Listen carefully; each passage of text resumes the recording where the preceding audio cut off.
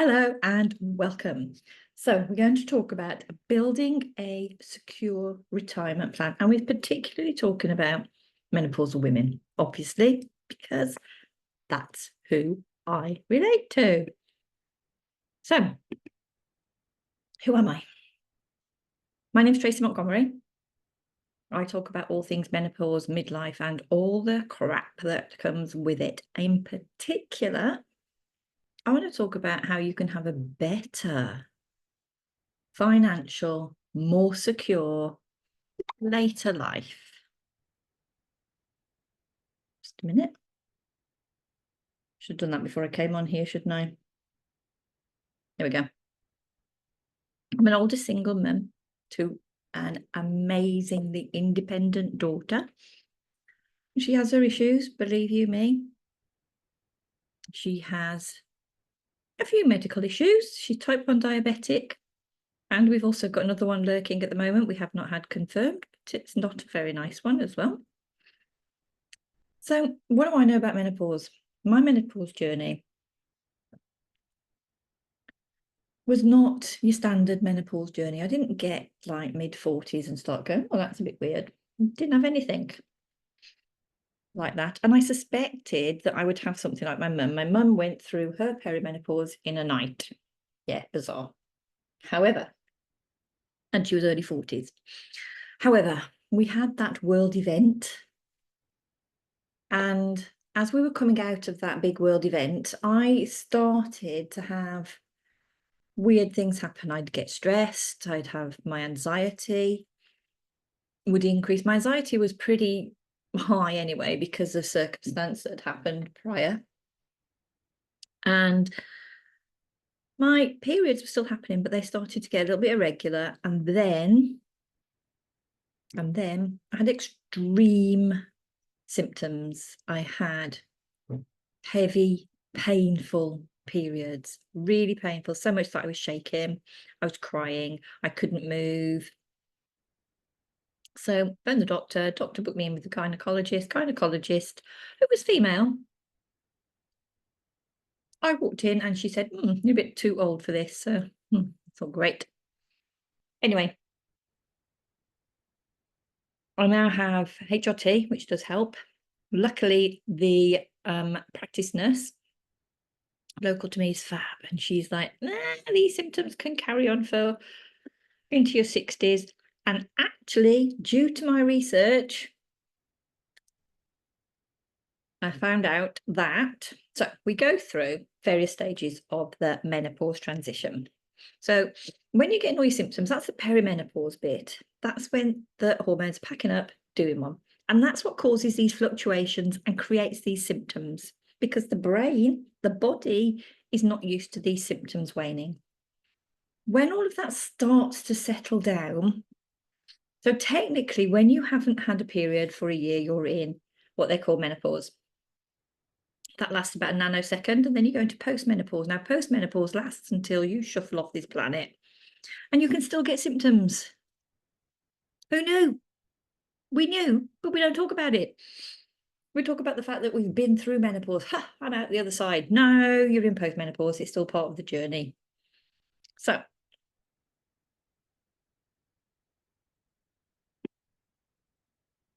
what we have to realise is that 51% of the population are female.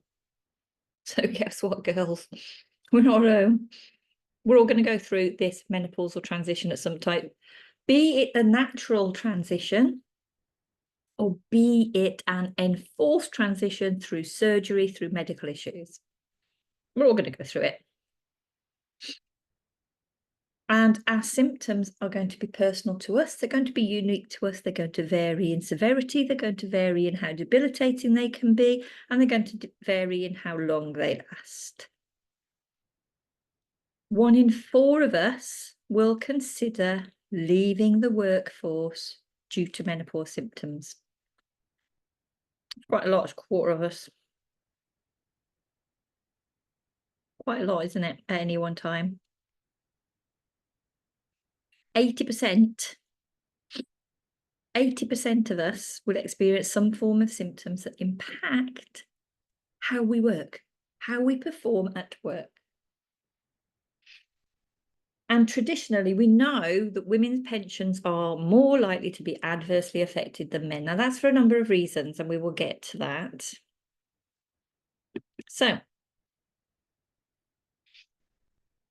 we need to first of all understand what our retirement needs are. Now, they are again going to be individual, and they may change as we age. And our circumstances are going to be personal to us. Now, you may be in a steady relationship, in which case you're probably better off than most, but you may not. It may just be you. In which case, the fact that menopause is affecting your work can affect how much you're going to have in your pocket when you come to retire. So on the screen at the moment, there are a few calculators that can help you estimate your retirement needs. And that's your retirement needs as they are now. If you want these, please message me, because we've got US based and UK based. I'm based in the UK, so that's why there's a couple more for the UK. Excuse me. Those needs will probably change as you get into menopause. So what you need to start looking at, if you don't want to use an online one, you can use a spreadsheet, you can use a piece of paper, you can use whatever. Income streams. So you may have savings, you may have money coming from family from various areas. You may already be investing. You may have a pension, be it your state benefit pension, be it a work-based pension. You may be able to add on extra work. That may not be possible. But what you do need is a diversified income plan. You don't want to be relying on just the one income. And bear in mind, if it's your state pension over here, you have to have paid in for so many years. And women are normally more adversely affected by that than men. I know. So, the majority of countries have some form of social security benefits and planning strategies, and they will be different wherever you are in the world. So I'm not going to get too deep into this. I just want you to be aware of them, and you will need to research what your requirements are and how they will affect your pension where it is that you live. So what the requirements are for you to receive a state benefit. That was a combination of pension and benefits then, wasn't it? A state pension. How much that will be, because they will be set, but they will be different wherever it is that you live in the world. And retirement age, that's different as well. Over here in the UK, it's now 68. So, think about the career that you were in. I'm a chemistry teacher. I don't teach in schools anymore. I do still tutor, but I don't teach in a school anymore. There's no way that I would physically be able to teach 30 plus students, pupils, whichever we want to call them, when I'm 68. The menopause has exacerbated fatigue for me. So I get really tired really easily, and working full time is not an option for me. What you need to make sure is that you maximize the benefits that you can receive. Now, that can be working longer, that can be spousal benefits if you've got them, if you can utilize them, but they might not be there. But you need to check on these. It depends on your personal circumstance.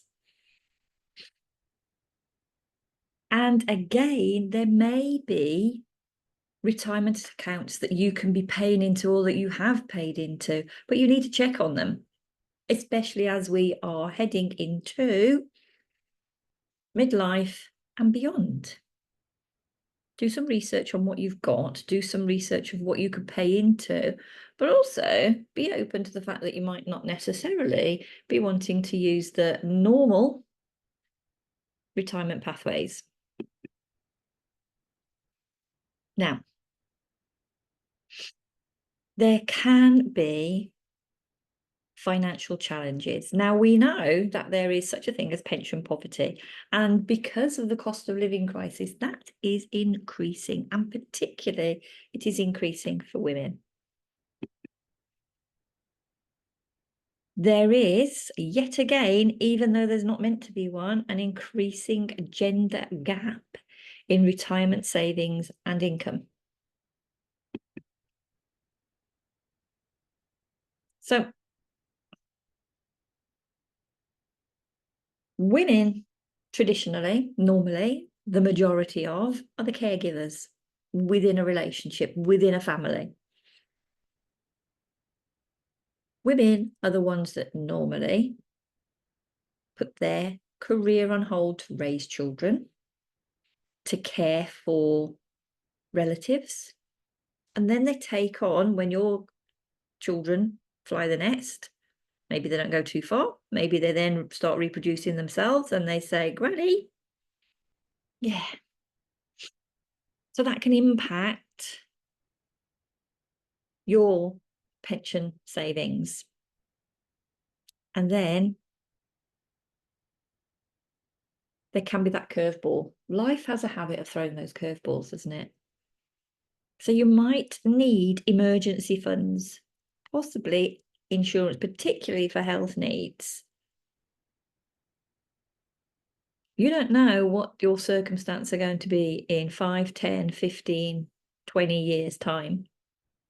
So you need to have something in place just in case for that rainy day. However,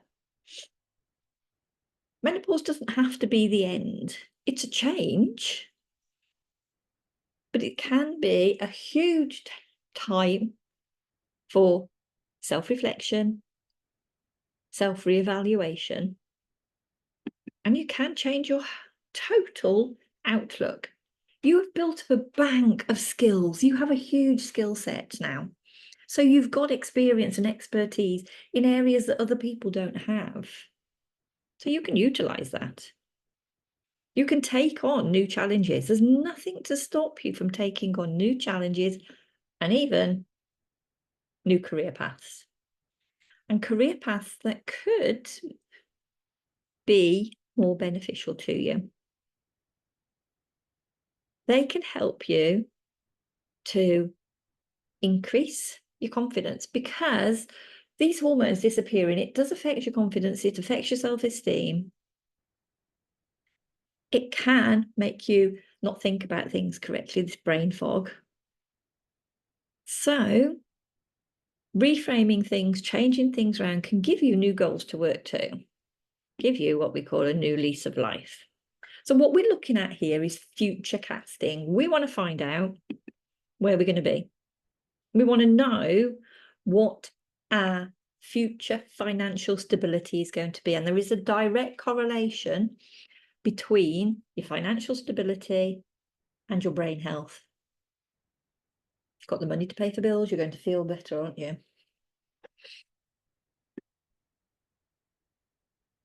So being financially secure helps reduce your stress levels, improves your overall well-being, and then has a positive impact on your cognitive function, something that we're all concerned about as we age.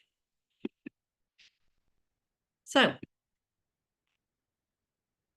at some point, we all need to futurecast to see where we are. Increasing numbers of women over 50 find themselves on their own, though. And that means that traditional pathway of financial security in retirement is not there so much.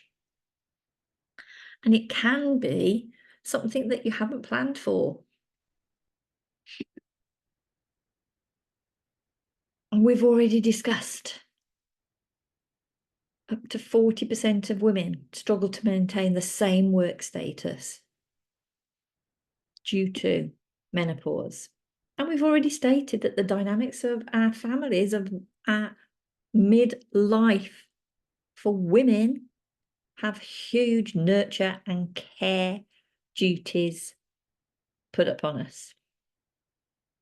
The care burden is normally the responsibility of the female within the household. So what can we do? So we may be already thinking that we can't cope with the job that we're in, so we want to reduce our hours. We may be caring for others, so therefore we haven't got much time left within the day again. So taking on an additional job may not logistically work. Might not be able to fit it in. You might not have the energy to be able to do it. So there are alternatives where we've already said we've got a huge skill set now. We've got a huge bank of expertise there that we can use and utilize to diversify our income. So think about it. Do you want to be able to travel more? Doesn't matter whether you're on your own or you're in a relationship. We all like to travel, don't we? Especially when we haven't got the ties of work. Do you want to be able to buy more? Those designer brands, the premium brands. Do you want to work on your terms when you want, how you want?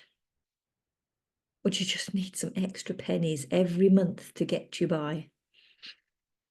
If these are things that you're thinking about, then it's in the QR code, scan it, book a call, and we can talk about some of the options that are available to you. It might not be something you want to do, but it might be something that you would be interested in.